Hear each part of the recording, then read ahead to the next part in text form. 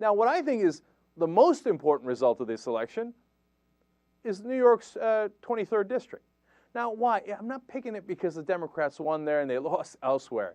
I got no interest in being overconfident or being silly and not focusing on what the lessons that should be learned for the future, okay? My motivation is to get this right. Now, why am I saying the 23rd district is more important? Because that is where the Republicans, and I should say the hard right wing of the party for the Republicans, made their stand. They said, we're not going to run the moderate, we're going to run Doug Hoffman, and they ran the moderate Republican literally out of the race. Rush Limbaugh did it, Sarah Palin did it, Tim Pawlenty, Fred Thompson, all those guys. And they said, all right, Hoffman's going to do it. And so they ran the radical right guy, and he lost in a district the Republicans haven't lost in 152 years. Now, if you don't get a lesson from that, and you're the Republican Party, well, you deserve all the losses that's coming your way. I mean, you have no earthly idea what's going on with the American electorate if you can't see that if you run a guy that Rush Limbaugh tells you to run, you're going to lose. You're going to lose in a district that's heavily Republican. If you lose the 23rd Congressional District of New York, there isn't anywhere in the country you can't lose.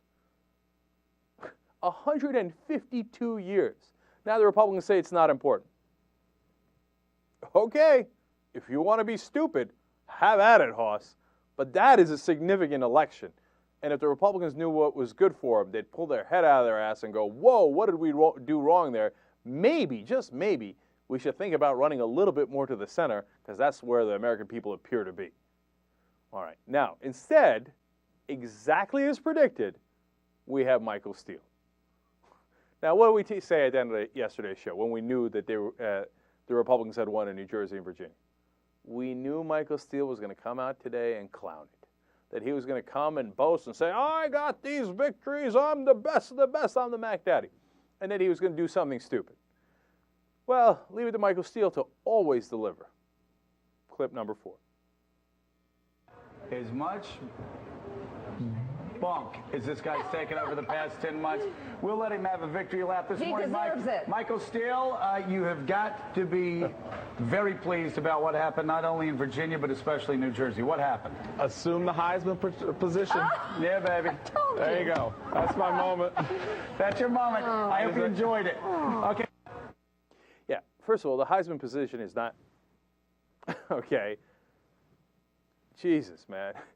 And then you knew he was going to say something, hey, baby. Okay, Michael, how did you lose the 23rd District in New York? I mean, you lost the election that the Republicans haven't lost in over 150 years, and you're doing the Heisman? Oh, come on, man. Now, this guy's a fool. And if the Republicans want to stick with him and they think they got big victories yesterday, fantastic. JR. A way that we can find out if I don't know, this, which has always been my position, is that it's all a game. You know, it's us against them, Super Bowl situation. The way to find out is if after, fine, celebrate, have your fun, do all that stuff. I don't care. But then, after Obama won, everybody had fun, right?